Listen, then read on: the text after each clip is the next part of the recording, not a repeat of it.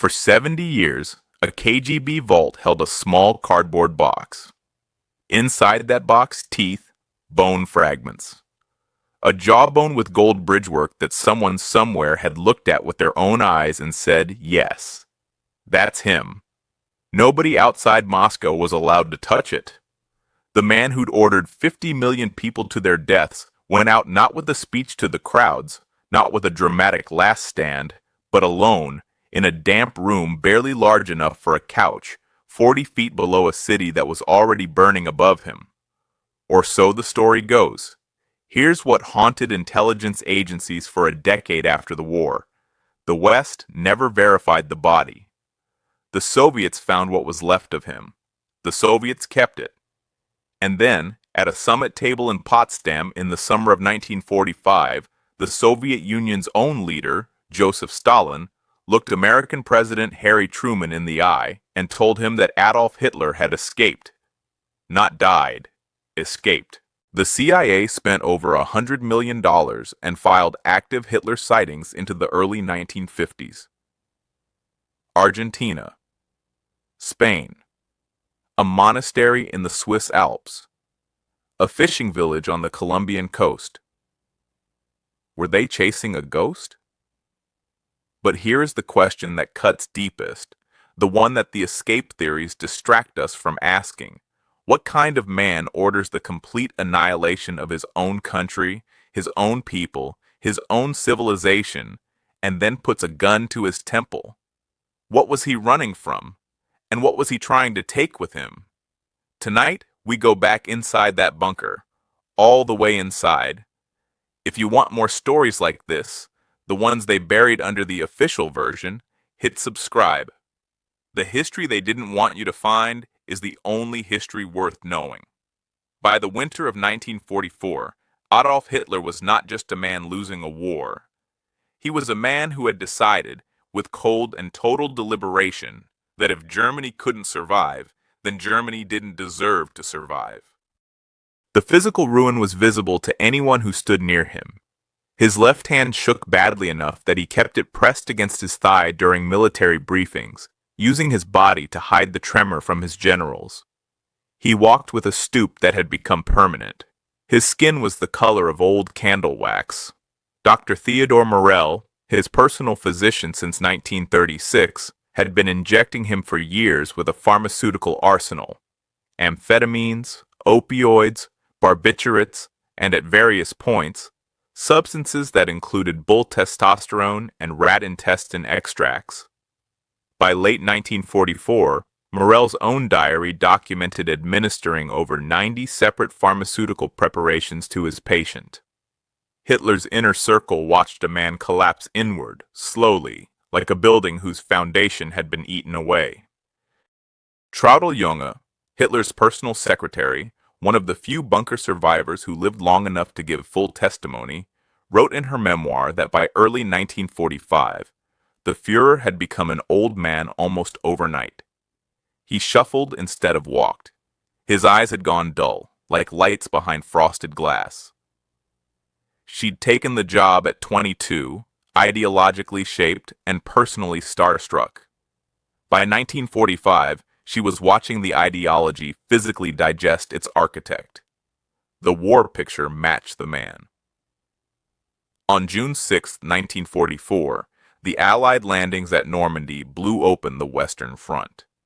Paris fell by August. By September, Allied forces stood at Germany's own borders. Simultaneously, Operation Bagration, the Soviet summer offensive of 1944, obliterated Germany's Army Group Center in 6 weeks. 400,000 German casualties. It remains one of the most catastrophic single defeats in the history of modern warfare, and it gets a fraction of the coverage of D-Day in Western histories. Hitler responded to collapse with fantasy. The Ardennes offensive in December 1944, the Battle of the Bulge, was his bet on a miracle. For 11 days, it nearly looked like one. Then Allied air power returned as the weather cleared. Patton's Third Army swung north at a speed that defied comprehension, and the gamble failed. The last German offensive of the war had burned out. And then came the decree that most documentaries skip over entirely. On March 19, 1945, Adolf Hitler signed an order that would later be known in history as the Nero Decree. Its formal title was the Demolitions on Reich Territory Decree. Its contents were simple. All military, transportation, industrial, and supply infrastructure on German soil was to be destroyed before the advancing Allied forces could reach it. Bridges, railways, power stations, factories, water systems, communications networks, food storage facilities, everything. Hitler's logic, stated plainly in the decree itself, was this: if Germany was going to lose the war, then the German people, who had, in his view, proven themselves unworthy of his leadership, should have nothing left to survive on. Read that again. He wasn't talking about denying resources to the enemy. Standard scorched earth strategy does that. He was talking about destroying Germany's ability to exist afterward. He was signing a death warrant for German civilization itself, not to hurt the Allies, but to punish the German people for failing him. Albert Speer, the Nazi armaments minister, one of the very few men in Hitler's circle who retained any technical grip on reality, understood immediately what the decree meant. He spent the next 6 weeks secretly traveling Germany, telling local commanders to delay, obstruct, and disobey. He later testified at Nuremberg that he had personally blocked the demolition of hundreds of bridges, dozens of power stations, and industrial facilities across the Ruhr. Speer was risking execution by doing this. Hitler, if he'd known, would have killed him for it. When Speer came to the bunker in mid-April to confess that he'd been undermining the Nero Decree, Hitler's reaction wasn't fury. It was something stranger. He sat with it. He looked at Speer, and he said, by Speer's own account, "Then we are agreed. Germany has failed." Understand what this tells us about the man who descended into that bunker. He wasn't a general who'd lost a war and accepted defeat with whatever grace remained. He was something more dangerous and more extreme, a man who had tried to murder the future itself, who, when told he couldn't control what came after him, had tried to ensure there was nothing left to come after. He was going to take Germany to the grave with him. The only question remaining, in those final days, was whether he was going to the grave alone. Back to the bunker. January 16th, 1945. With Soviet forces 40 miles from German territory in the east, Hitler descended into the Führerbunker beneath the Reich Chancellery garden in Berlin. He would never leave it. The Führerbunker was an engineering achievement that nobody was supposed to live in for long. 40 feet underground, 2 main sections, 18 rooms in its lower level. The concrete walls were thick enough to survive a direct bomb hit. The ceilings were low, barely 7 feet in most rooms. The ventilation system ran 24 hours a day, a diesel-powered unit that pumped filtered air through the entire structure, and the smell of that diesel, faintly oily, slightly acidic, always present, settled into every surface, every piece of clothing, every strand of hair. You couldn't escape it. The lights were electric, bare bulbs in most corridors, with slightly warmer fixtures in Hitler's private suite and the conference room. But the power came from the bunker's own generator, and when it fluctuated, which it did increasingly as the Soviet shelling of Berlin intensified and the fuel supply became uncertain, the bulbs would dim, flicker, briefly darken, then surge back to full strength. The staff learned to notice these fluctuations the way sailors read the sea. A long flicker meant the generator was under strain. 2 consecutive dips meant check the fuel. The walls sweated moisture. Condensation ran in thin fingers down the gray concrete, pooling on the floors near the baseboards, collecting in the corners. In the conference room, barely large enough for 20 people to stand without touching, The warmth of bodies mixed with the cold of the concrete until the air felt thick enough to hold in your hands. The smell was layered, diesel underneath everything. Above that, tobacco smoke, because nearly everyone in the bunker smoked constantly except Hitler, who didn't. Above that, the faint chemical staleness of recycled air that has been through a filter too many times. And underneath all of it, in the later weeks especially, the smell that no ventilation system could fully remove. Stale sweat, fear, unwashed bodies confined underground while a city burned overhead. Junge said years later, "You lost track of time down there. There was no daylight. No way to know if it was noon or midnight except by the clock. And after weeks of that, the clock stops feeling real too." The shelling, when it reached Berlin in late April, added a physical dimension to this psychological suffocation. The impact of artillery rounds, close enough to be felt, not just heard, transmitted through the earth, through the concrete, through the floor beneath your feet, as a kind of bodily percussion. Short, sharp. The pressure change made your ears pop. The fine concrete dust sifted from the ceiling joints like a slow gray snow. This was the world Hitler inhabited in his final 14 days. 40 feet underground, flickering lights, diesel air, the shiver of incoming shells through concrete walls, and outside, above, through 4 floors of earth and masonry, the most powerful city of the 20th century being reduced, block by block, to rubble and fire. The military picture above the bunker was, by April, irreversible. On April 16, 1945, Marshal Georgy Zhukov launched Operation Berlin with 2.5 million Soviet troops, 6,250 tanks, and 7,500 aircraft. It was the largest military concentration assembled in a single theater since the war began. The Battle of Berlin would last 16 days and kill approximately 81,000 Soviet soldiers, more American deaths than the entire Pacific War, along with an estimated 100,000 German military dead and somewhere between 22,000 and 125,000 German civilians. The range in that last number exists because no one was counting with any precision while the city was burning. Hitler received the daily briefings in that flickering, diesel-smelling room, and he moved divisions on maps that no longer corresponded to reality.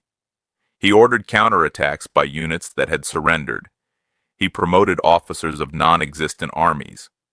He relieved the generals who told him the truth and replaced them with ones who wouldn't. On April 20th, 1945, his 56th birthday, the last gathering of the Nazi leadership descended into the bunker. Göring, Himmler, Ribbentrop, Goebbels, Speer. They shook his trembling hand, offered birthday wishes, and by that same afternoon, most of them had begun calculating their exits. Göring drove to Bavaria. Himmler traveled north. Hitler noticed, and what he felt, beneath the pharmaceutical fog and the physical collapse, was a word that every witness who survived would use to describe it: betrayal. But the betrayal was only just beginning. On March 15, 1945, a woman arrived at the Reich Chancellery in a private car. The shelling of central Berlin hadn't reached its full intensity yet, but the drive through the city was already navigating rubble, craters, and streets narrowed by collapsed buildings. She arrived without official sanction, without a military role, without any formal place in the hierarchy of a crumbling state. Her name was Eva Braun. She was 33 years old. For 13 years, Eva Braun had been the most carefully kept secret in German politics. Hitler's propaganda apparatus had constructed him as a man married to Germany itself, devoted entirely to the nation, uncomplicated by personal attachment. Eva was known to the inner circle and invisible to everyone else. She lived primarily at the Berghof, Hitler's Bavarian mountain retreat. Her diary from the 1930s, recovered and authenticated after the war, documents a relationship of profound imbalance. She loved him completely. He gave her access, gifts, and almost nothing of his interior life. She'd attempted suicide twice in the 1930s when he seemed to be withdrawing. He noticed both times, called, sent flowers, came, eventually. She stayed. When the Reich was visibly collapsing, when even the most loyal Nazi officials were beginning to identify escape routes and offshore bank accounts, Eva Braun was explicitly told not to come to Berlin. Hitler's adjutants argued against it. The word dangerous was used. Probably the word doomed was understood, if not spoken. She got in the car anyway. When she arrived, Hitler reportedly told her, "Eva, what are you doing here? There's no hope anymore." She said, "You know I wouldn't leave you." There's a paradox in Eva Braun's story that historians have circled for decades without resolving. She was, by all accounts, largely indifferent to ideology. She didn't attend rallies. She rarely engaged with politics. Multiple witnesses described her as genuinely bored by the apparatus of the Nazi state. She was a woman who had, for reasons her diaries never fully explain, built her entire existence around a man who didn't let her share his public one. And she chose, consciously, with full information, against direct advice, to die with him. That choice would become one of the most critical pieces of forensic evidence in establishing what happened on April 30th. Because the manner of Eva Braun's death, the cyanide capsule, not the pistol, was a physiological signature that the Soviet autopsy would document and that Käthe Häusermann would help confirm. We'll get there. But first, the betrayals.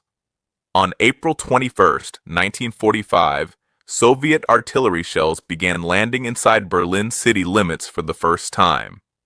In the bunker, the concussion of each near impact traveled up through the earth, through 4 floors of concrete, through the floor itself. Not as sound, exactly, as pressure. A bodily event. Staff described it as feeling the shell before hearing it. The lights flickered with each close impact. Dust fell from the ceiling joints. Hitler stood at the map table and ordered a counterattack. The counterattack was to be executed by units that were surrounded, destroyed, or composed primarily of Volkssturm, the militia assembled when Germany had run out of actual soldiers. Old men. Teenagers with rifles they'd been handed a week earlier. Boys in oversized uniforms sent to stop the largest armored force in history with whatever was left. The counterattack, predictably, did not happen. Across those final 10 days, April 21st through April 30th, the bunker became something that resists straightforward description. Sealed underground, the staff drank, heavily. The Reich Chancellery's wine cellars were opened and moved below. Several witnesses noted that by late April, most of the secretaries, orderlies, and lower personnel were in a state of near-continuous intoxication. Not from moral failure, but from the specific mathematics of a situation where sobriety offered nothing that drunkenness didn't, except sharper awareness of what was coming. The contrast with Hitler, who didn't drink, didn't smoke, lived in a kind of pharmaceutical twilight instead, gave the bunker a divided social personality. Above, the city burned. Below, champagne bottles were opened, card games were played, and the ventilation system droned its diesel lullaby through the flickering light. Then came the betrayals, both of them, on the same day. April 28th, 1945. 2 things happened that day, and together they form the emotional climax of everything that follows. The first, Hermann Fegelein, Heinrich Himmler's personal liaison officer in the bunker, was caught trying to escape. He'd dressed in civilian clothes, packed valuables into a bag, found a Hungarian woman who was not his wife, and was located in a Berlin apartment 2 miles from the Chancellery. He was dragged back underground, court-martialed on the spot, and shot in the Reich Chancellery garden before sunset on April 28th. He was the warm-up act for what came next. That same evening, the bunker's radio monitoring staff intercepted a BBC broadcast. Heinrich Himmler, commander of the SS, architect of the death camps, a man Hitler had trusted as completely as he'd trusted anyone, had approached Swedish diplomat Count Folke Bernadotte and made a secret offer of German surrender to the Western Allies. Without Hitler's knowledge, without Hitler's authorization, the head of the SS had gone behind his leader's back to end the war. The people who were in that room when Hitler received the report described what followed as something categorically different from his previous rages. Previous explosions had been volcanic but somehow performative. The table pounding, the screaming, the threats that everyone had learned to weather until they passed. This was different. He went white. He sat down. His hands, both of them now, not just the left, shook. He stood up. He walked to the map table and stood there with his back to the room. Then he turned around. Traudl Junge, who was in the corridor outside, said she heard the silence more than the shouting. The shouting came. But first there was a silence that she described decades later as the sound of something ending. He had accepted on some level the military catastrophe. He had accepted the physical destruction of Berlin. He had accepted, with the Nero decree, the death of Germany itself. But this, Himmler, had broken something that the bombs had not. Because Himmler's betrayal wasn't just disloyalty, it was proof that even the men who'd built the machinery of the Third Reich had already decided it was over and were negotiating their own survival. Everyone was running. Everyone except one man, and Joseph Goebbels. Joseph Goebbels, propaganda minister, the architect of the information architecture that made Hitler possible, had come into the bunker to stay. He would not leave. He said so openly, and there was nothing performative about it. His fanaticism was, by this point, cleaner and more absolute than Hitler's own. And he hadn't come alone. Magda Goebbels had brought their 6 children into the bunker. The children's names, Helga, Hildegard, Helmut, Holdine, Hedwig, and Heidrun, all began with H, a deliberate tribute to Hitler himself. Their ages ranged from 4 to 12. They were brought down into that flickering, diesel-smelling space. Brought down, their mother later told the bunker staff, because she could not imagine them living in a Germany without National Socialism. That decision, Magda Goebbels' decision, sits on one side of a terrible scale. On the other side sits Himmler's escape calculation. Both men had served the same regime, signed the same orders, administered the same atrocities. One chose survival at any cost. One chose to bring his children underground and stay.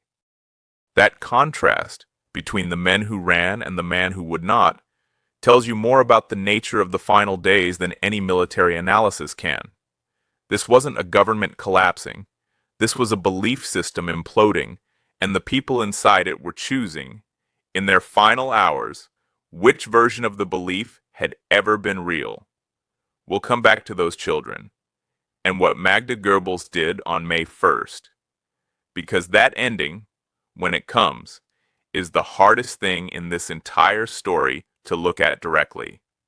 The morning after the betrayal broadcast, April 29th, Hitler dictated his personal will and his political testament, signed them at 4 in the morning, and then did something that almost no account of the final days spends enough time on.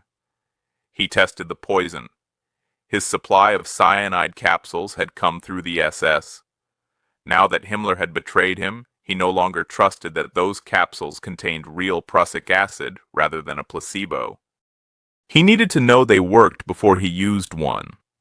His German shepherd, Blondie, who slept in the antechamber outside his bedroom, who had been walked in the bombed garden above because Hitler could not sleep without giving her exercise, who had been his most consistent companion for 4 years, was brought to the bunker's medical station. An SS doctor named Werner Hasse crushed a capsule between a pair of pliers and held it in Blondie's mouth. The dog died within seconds. Hitler walked in, looked at the dog, and walked out without speaking. His personal dog handler, Sergeant Fritz Tornow, who had known both man and dog for years, said later, "I never saw him show grief the way he showed it for that dog. Not once, in all of it, for anything else." Later that same night, April 28th into 29th, after midnight, Hitler and Eva Braun were married in the bunker's small conference room. A city official named Walter Wagner was located in the ruins of Berlin and brought underground to perform the civil ceremony. The witnesses were Martin Bormann and Joseph Goebbels. Eva initially signed the marriage register with the letter B before crossing it out and writing her new name in full, Eva Hitler. The ceremony lasted 10 minutes. There was a wedding breakfast of sandwiches and champagne. Hitler talked for hours about Linz, about his early years in Vienna, about decisions he still believed had been correct. The staff who sat with him described the conversation as dreamlike in its normality, its retrospection, its complete disconnection from the city dying above their heads. He was, by every account, saying goodbye. But something was still coming. Something that settled the last question in his mind about how to die, and more specifically, how not to die. And it came from Italy. 2 days before Hitler's death, on April 28, 1945, Benito Mussolini was executed by Italian communist partisans at a village called Giulino di Mezzegra, on the western shore of Lake Como. He'd been captured the previous day while attempting to flee to Switzerland disguised in a German Luftwaffe overcoat, hidden in the back of a column of German trucks. He was recognized, pulled from the vehicle, held overnight in a farmhouse, and shot the following afternoon along with his mistress, Clara Petacci, and 15 other fascist officials. That would have been the end of it, perhaps, if it had stayed there. It did not stay there. On April 29th, the morning of Hitler's wedding, the morning he was dictating his political testament, the bodies of Mussolini and Clara Petacci were transported by truck to Milan and deposited in the Piazzale Loreto. This was a deliberate act of symbolic geography. In August 1944, 15 Italian partisans had been publicly executed by fascists in this same square, their bodies left on display. Now the crowd came.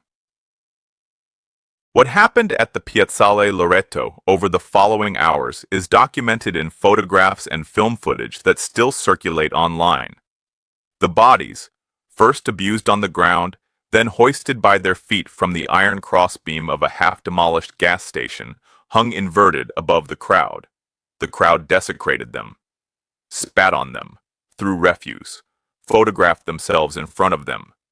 The news reached the Führerbunker the same day. Hitler already knew Mussolini was dead.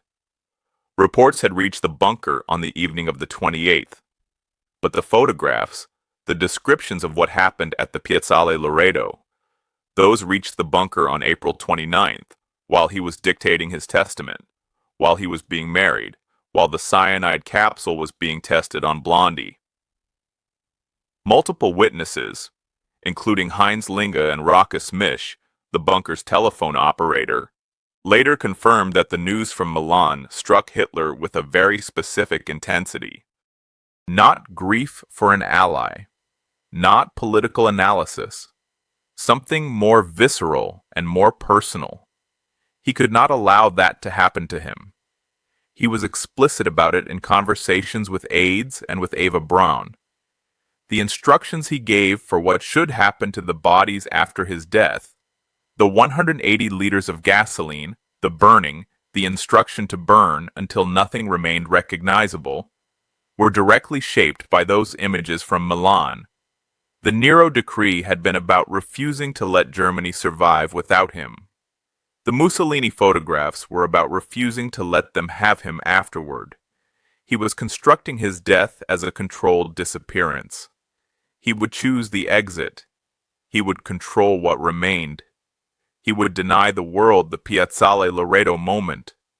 Two men, two fascist leaders, two ends of the same regime type. Mussolini died on a roadside in a borrowed coat, and his body was hung upside down from a gas station while a crowd photographed themselves with it. Hitler, watching from underground, decided that control, even at the end, was the only thing left worth having. He would not be photographed. He would not be put on display. He would not give the world a Piazzale Loreto. What he gave them instead was something far harder to close, a door that no one could fully open. April 30th, 1945. Outside, Soviet forces were within 300 to 400 meters of the Chancellery. The Reichstag was under assault 3 blocks away. The sound of machine gun fire, not artillery now, actual infantry combat, could be heard by the bunker staff as something near enough to be individual. Hitler rose at around 10 in the morning. He was briefed on the military situation. Soviet forces had crossed the Landwehr Canal. The relief force wasn't coming. It had never been coming. The city would fall within hours. He ate his last meal at approximately 2 in the afternoon. Spaghetti with a light tomato sauce. A salad. He sat at the table with his 2 remaining secretaries, Traudl Junge and Gerda Christian, and made conversation about diets, about the proper feeding of dogs, about how people in different regions of Germany prepared their food differently. The 2 women ate with him and talked about food while knowing what was happening next, and none of them could speak about what was happening next, and so they talked about food. After the meal, Hitler rose and walked into the corridor where a small group of staff had gathered. Secretaries, aides, his personal cook, military adjutants. He moved down the line slowly, shaking hands. Some accounts say he murmured something individual to each person. Others say he was nearly silent, his grip weak, his eyes focused somewhere past the people he was touching. Eva Braun had changed into a black dress. She was, by every account of those present, composed in a manner that witnesses found harder to look at than tears would have been. Martin Bormann, Joseph Goebbels, and several adjutants remained in the anteroom. Heinz Linge, Hitler's personal valet, and Otto Günsche, his military adjutant, positioned themselves outside the private suite door to ensure no one entered. At approximately 3:30 in the afternoon, Hitler and Eva Braun entered the suite. The door closed. In the corridor, the group of staff stood in the flicker and diesel hum and waited. No one spoke. Then a single shot. Günsche waited 60 seconds. He opened the door. Hitler was slumped on the sofa, a Walther PPK pistol on the floor beside him. A gunshot wound to his right temple. Eva Braun sat beside him, her feet drawn up onto the cushion, no visible wound. The smell in the room was immediate and specific. The bitter almond chemical signature of prussic acid, the active compound in hydrogen cyanide. She had bitten down on her capsule. She had chosen not to use the pistol. Ling stepped into the doorway and stood there for a moment that, by his own later description, was longer than it physically was. He was looking at the end of something, or what he thought was the end of something. He was wrong about the last part. The plan for the bodies had been prepared. 180 liters of gasoline, drawn from the motor pool, stored in jerry cans, sat in the Reich Chancellery garden above. Hitler had given the instructions personally, days earlier. Burn the bodies until nothing remained recognizable. The Mussolini photographs had been very specific about what recognizable meant. Linge and Günsche wrapped the bodies in blankets and carried them up 4 flights of stairs from the bunker level to the garden exit. At the top of those stairs was a door that opened onto the open air, open to Soviet artillery, to shrapnel, to the specific random violence of a city in its final hours of active combat. They ran through active fire to place two blanket-wrapped bodies in a shallow depression in the garden. Gasoline was poured. A cloth rag was lit and thrown. The fire took immediately. Bormann, Goebbels, and several adjutants came briefly to the garden entrance, raised their arms in a final salute, then retreated underground. The fire burned for approximately 3 hours, with staff feeding it when the shelling allowed. What remained was not the clean ash of a modern cremation. A proper cremation furnace operates at over 1400 degrees Fahrenheit for 2 to 3 hours. An open-air fire in a shell crater doesn't achieve that uniformity. What remained were charred, partially destroyed human remains. Recognizable as human, not recognizable as individuals. Linge and Gunsche buried the remains in a shallow trench in the same garden. 3 days later, when the last German defenders in Berlin surrendered, Soviet Smersh agents began a systematic search of the Chancellery grounds. They found the trench on May 5, 1945. And then the real story, the story nobody was supposed to know, began. Smersh, the Soviet military counterintelligence unit, its name a contraction of the Russian for death to spies, had entered Berlin with a specific mission briefing: locate Hitler, dead or alive. On May 5, 1945, based on information extracted from German prisoners and surviving bunker staff, Soviet investigators located and exhumed the trench in the Reich Chancellery garden. They found 2 severely burned adult human bodies and 2 dead dogs. The Soviet autopsy was conducted on May 8, 1945, the same day Germany signed its unconditional surrender. The pathology report noted fragments of a thin-walled glass ampule consistent with a cyanide capsule in the oral cavity of the female body. It noted a gunshot wound to the head on the male body. It noted severe burn damage to both. The forensic identification came from Hitler's dentist's circle. Hugo Blaschke, Hitler's personal dentist since 1933, had evacuated Berlin before the fall. But his dental assistant, Käthe Häusermann, had not. She was captured by Soviet forces. So was Fritz Echtmann, the dental technician who had fabricated many of Hitler's prosthetic dental pieces. Both were shown the jawbones and dental bridgework recovered from the male body in the trench. Both independently identified the pieces as Hitler's. Häusermann's identification was specific.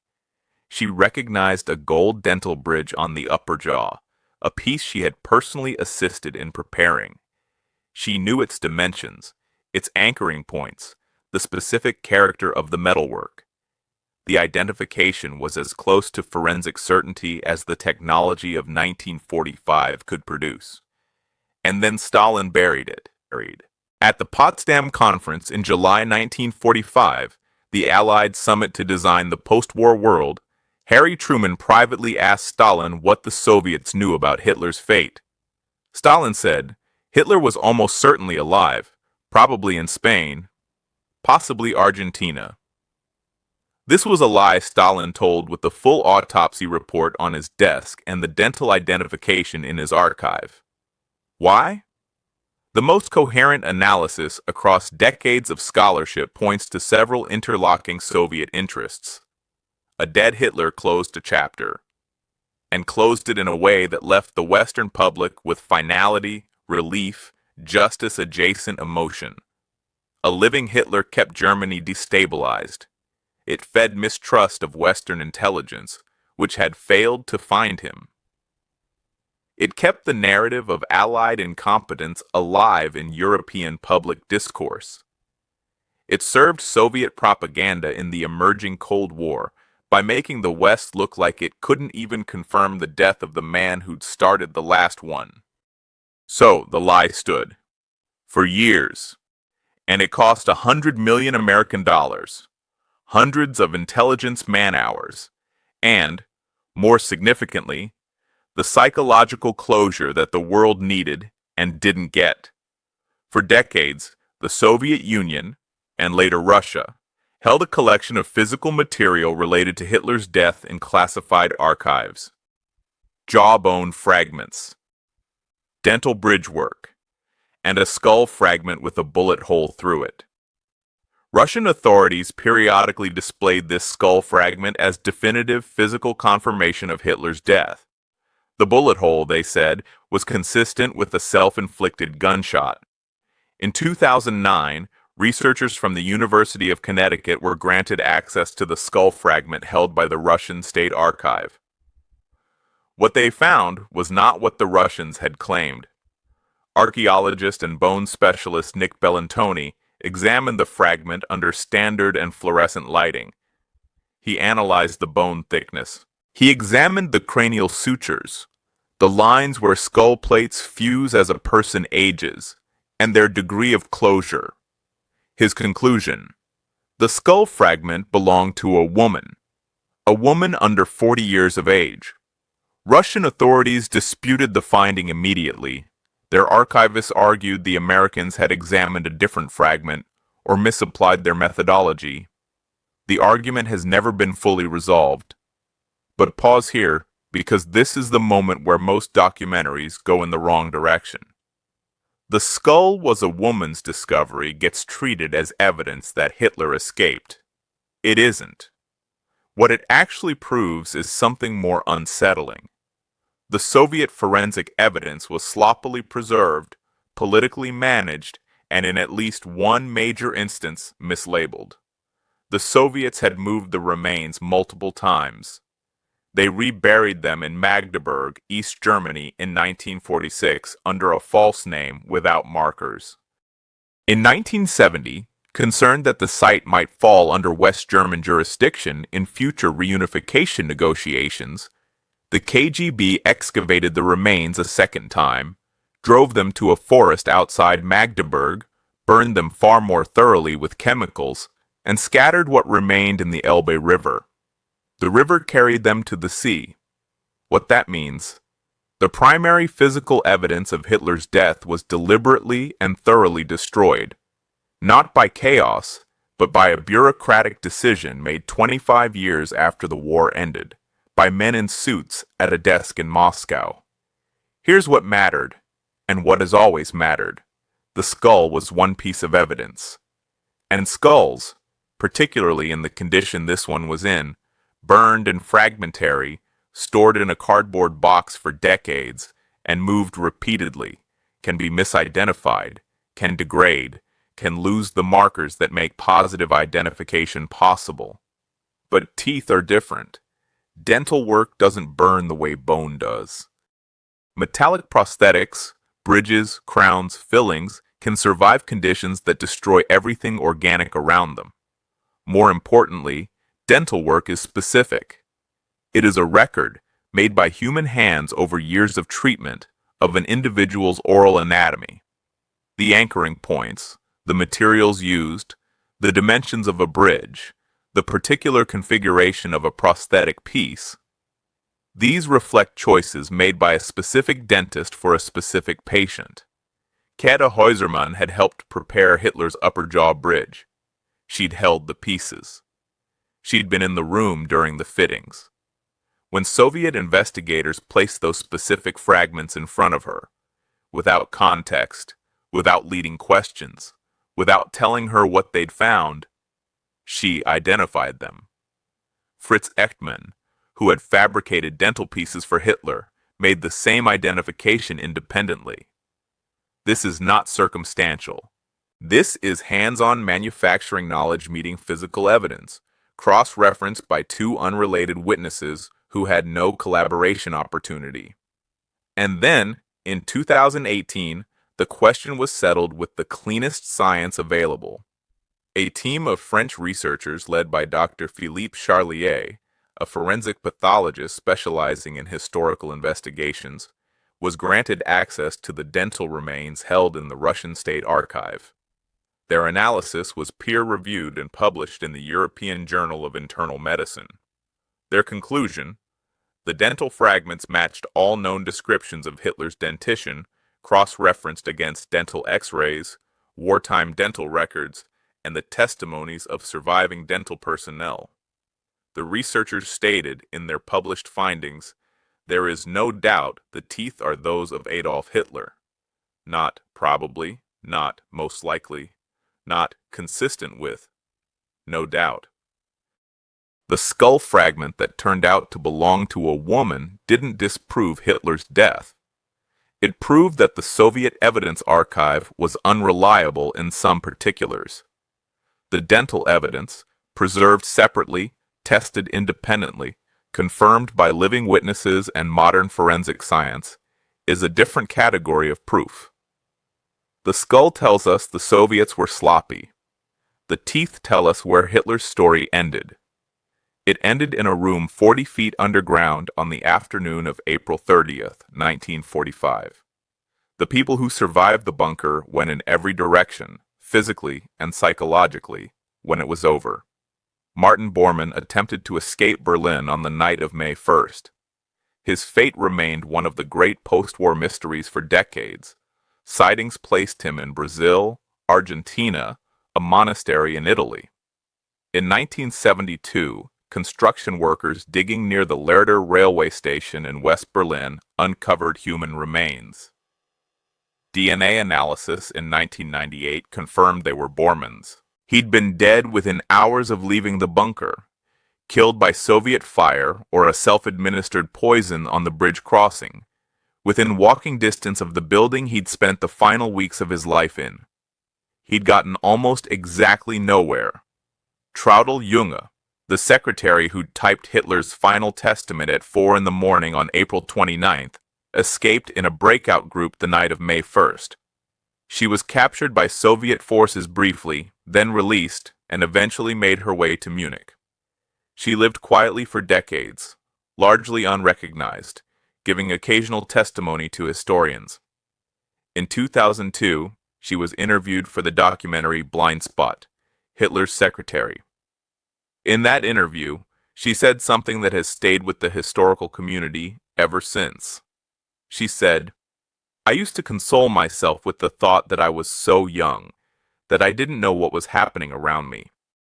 But then one day I walked past a memorial plaque for Sophie Scholl, who was the same age as me and had also grown up with the same background, and it said she was executed in 1943. At that moment, I knew it wasn't an excuse.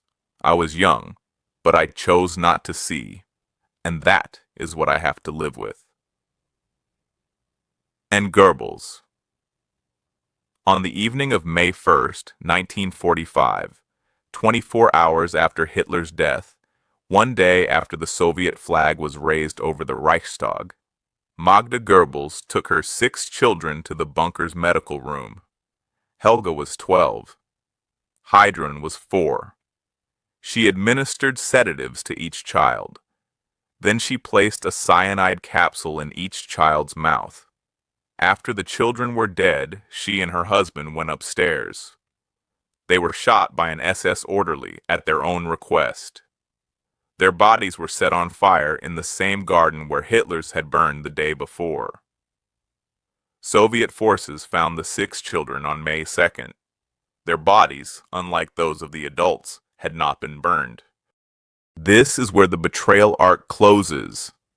Himmler, who had run the extermination machinery, who had signed the orders, who had built the industrialized murder, was captured by British forces on May 21st, 1945. He bit down on a hidden cyanide capsule during an interrogation, before a single question had been answered. He died on the floor of a British military facility. He had escaped the bunker to save himself, and he escaped trial by the same means he'd denied a generation of victims. On one side of the scale, a man who ran and still managed to die on his own terms. On the other side, 6 children in a medical room in a bunker 40 feet underground, whose names all began with H. History doesn't resolve things into neat lessons, but sometimes it arranges the evidence in a way that says something anyway. The Hitler escape mythology has never gone away. Books appear every few years with new evidence. Documentaries get made. The History Channel ran a 2-season series in 2015 suggesting the escape was a live investigative possibility. Reddit threads and YouTube comment sections keep the theory circulating with the specific energy of something that wants to be believed. Why? Part of it is genuine. The Soviet secrecy was real. The missing physical evidence is real. The deliberately managed narrative is real. The skull fragment that turned out to belong to a woman is real. These are legitimate gaps, and legitimate skepticism about official narratives is appropriate when the official narrative was shaped by a government with a documented interest in distortion. Part of it is the documented escape of other Nazis. Eichmann made it to Buenos Aires. Mengele lived in Brazil for 30 years. Ralph retired to Chile. The infrastructure existed. The escape routes existed. The sympathetic networks in South America existed. But the deeper answer, the one that explains why the theory survives even the dental evidence, even Katie Heusermann's testimony, even the French forensic team's peer-reviewed conclusions, is psychological. The confirmed truth doesn't satisfy. The confirmed truth is, Adolf Hitler, the man who ordered the systematic murder of 6 million Jews, who launched a war that killed 85 million people, who signed an order to demolish his own country when he decided its people didn't deserve to survive, that man died before he could be brought to justice. He chose his own exit. He controlled his own ending. He denied the world the Nuremberg moment it deserved. The escape theory corrects that emotionally. It gives him a dramatic exit, an ongoing mystery, a hunt that might still be resolved. It makes him a ghost that can still, potentially, be caught. The confirmed death offers something harder to metabolize, a man who committed acts of world historical evil, and then chose when and how to stop existing, on his own terms, in his own room, with his own hand. No trial, no reckoning, no Piazzale Loreto. He denied the world the justice it needed, and in the space that justice would have occupied, the conspiracy theories grew.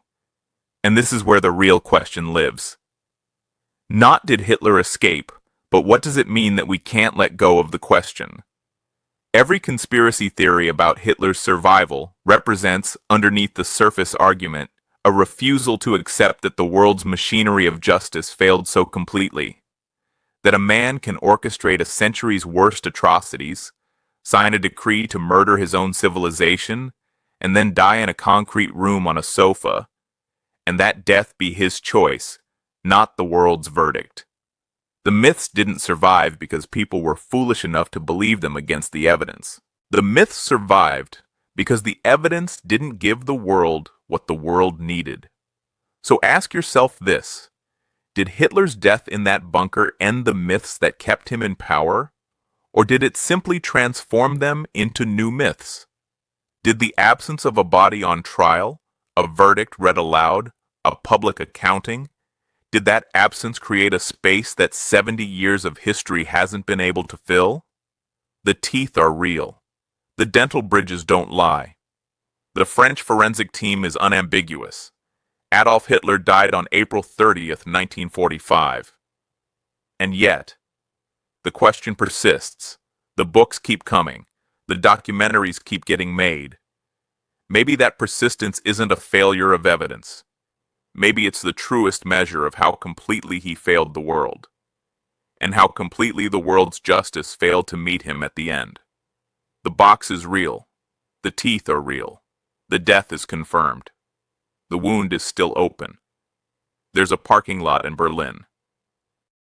On the sidewalk beside it, a small information plaque, easy to walk past without seeing, marks the approximate location of the Führerbunker.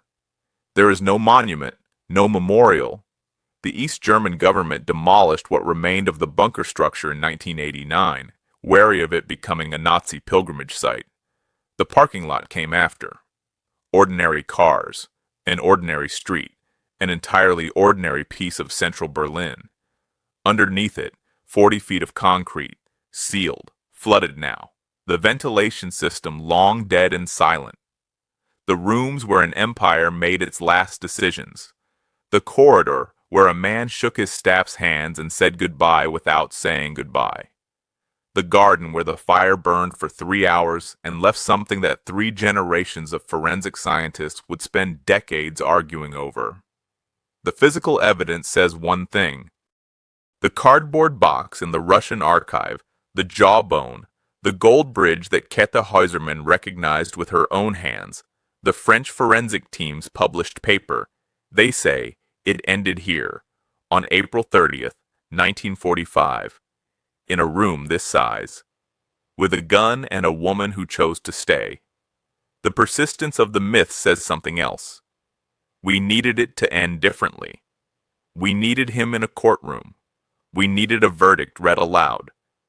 We needed the moment that Mussolini got, however terrible, however wrong, however insufficient, the moment where the crowd could see the end with their own eyes and believe in it. That moment never came. What came instead was a parking lot and a box of teeth in Moscow, and 70 years of questions that the answers never fully quiet. The Nero decree failed because of one man, Albert Speer, and hundreds of local commanders who chose disobedience over obedience. Germany survived. The bridges stood. The factories ran again. The bunker's most durable legacy wasn't the death that happened inside it. It was the doubt that survived it. If this documentary changed the way you think about evidence, about justice, and about what happens when history refuses to give us the ending we needed, hit the like button. It helps other people find these stories. And subscribe, because the next chapter goes even deeper.